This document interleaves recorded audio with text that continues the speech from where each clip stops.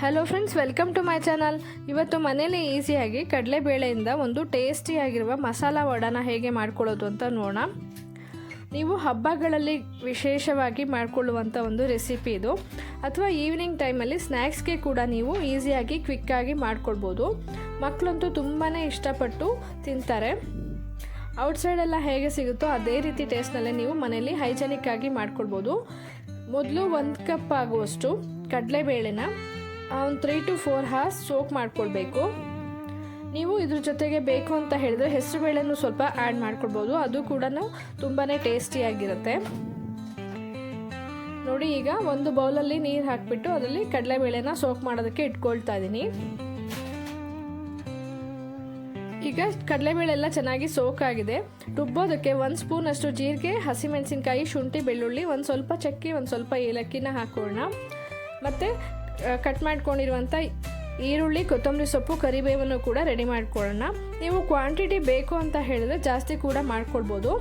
ಈಗ ಒಂದು ಮಿಕ್ಸಿ ಜಾರ್ನಲ್ಲಿ ಹಸಿಮೆಣಸಿನ್ಕಾಯಿ, ಶುಂಠಿ, ಬೆಳ್ಳುಳ್ಳಿ ಮತ್ತು ಚಕ್ಕೆ, ಲವಂಗನೂ ಕೂಡ ಹಾಕೊಳ್ಳಿ. ಜೊತೆಗೆ ಸೋಕ್ ಮಾಡ್ಕೊಂಡಿರುವಂಥ ಕಡಲೆಬೇಳೆನ ಹಾಕೋಣ. ಈಗ ನೀವು ಕಡಲೆಬೇಳೆ ಹಾಕಿದ ಮೇಲೆ ರುಚಿಗೆ ಎಷ್ಟು ಬೇಕೋ ಅಷ್ಟು ಉಪ್ಪನ್ನು ಕೂಡ ಹಾಕ್ಕೊಂಡು ಗ್ರೈಂಡ್ ಮಾಡಿಕೊಂಡ್ರೆ ಎಲ್ಲನೂ ಚೆನ್ನಾಗಿ ಬ್ಲೆಂಡ್ ಆಗುತ್ತೆ. ನೋಡಿ, ಇವಾಗ ಕಟ್ ಮಾಡ್ಕೊಂಡಿರುವಂಥ ಕರಿಬೇವನ್ನು ಆ್ಯಡ್ ಮಾಡ್ಕೊಳ್ತಾ ಇದ್ದೀನಿ. ನಂತರ ಚಿಕ್ಕದಾಗಿ ಕಟ್ ಮಾಡ್ಕೊಂಡಿರುವಂಥ ಈರುಳ್ಳಿನ ಆ್ಯಡ್ ಮಾಡೋಣ. ಈಗ ಕೊತ್ತಂಬರಿ ಸೊಪ್ಪನ್ನು ಕೂಡ ಆ್ಯಡ್ ಮಾಡಿಬಿಟ್ಟು ಚೆನ್ನಾಗಿ ಮಿಕ್ಸ್ ಮಾಡ್ಕೊಳ್ಬೇಕು. ಎಲ್ಲ ಇಂಗ್ರೀಡಿಯೆಂಟ್ಸೂ ಚೆನ್ನಾಗಿ ಮಿಕ್ಸ್ ಆಗಬೇಕು. ಅಲ್ಲಿವರೆಗೂ ಚೆನ್ನಾಗಿ ಕಲಿಸ್ಕೊಳ್ಳಿ. ವಡ ಏನಾದರೂ ಸಾಫ್ಟಾಗಿ ಬೇಕು ಅಂತ ಹೇಳಿದ್ರೆ ಸ್ವಲ್ಪ ಸೋಡಾ ಅಥವಾ ಬಿಸಿ ಮಾಡಿರುವಂಥ ಎಣ್ಣೆನ ಆ್ಯಡ್ ಮಾಡ್ಕೊಳ್ಬೋದು. ಬೇಡ ಹಾಗೆ ಕ್ರಿಸ್ಪಿಯಾಗಿ ಇರಲಿ ಅಂತ ಹೇಳಿದ್ರೆ ಸೋಡಾ ಮತ್ತು ಕಾಯಿಸಿರುವಂಥ ಎಣ್ಣೆನ ಆ್ಯಡ್ ಮಾಡೋ ಅವಶ್ಯಕತೆ ಇಲ್ಲ. ನೋಡಿ, ಈಗ ಇದನ್ನು ಫ್ರೈ ಮಾಡ್ಕೊಳ್ಬೇಕು. ಸೊ ಒಂದು ಬಾಣಲಿಲಿ ಎಣ್ಣೆನ ಹಾಕಿಬಿಟ್ಟು ಎಣ್ಣೆ ಬಿಸಿಯಾದ ನಂತರ ನೋಡಿ, ವಡ ನಿಮ್ಗೆ ಯಾವ ಸೈಜಲ್ಲಿ ಬೇಕು ಆ ಸೈಜಲ್ಲಿ ಪ್ರೆಸ್ ಮಾಡಿಬಿಟ್ಟು ಫ್ರೈ ಹಾಕ್ಕೊಳ್ಳಿ ಬಾಣಲಿಗೆ. ಅದು 2 ಕಡೆನೂ ಬ್ರೌನ್ ಕಲರ್ ಆಗಬೇಕು. ಅಲ್ಲಿವರೆಗೂ ಚೆನ್ನಾಗಿ ಫ್ರೈ ಮಾಡ್ಕೊಳ್ಳಿ. ತುಂಬ ಹೈ ಇಟ್ಕೋಬೇಡಿ ಫ್ಲೇಮ್ನ.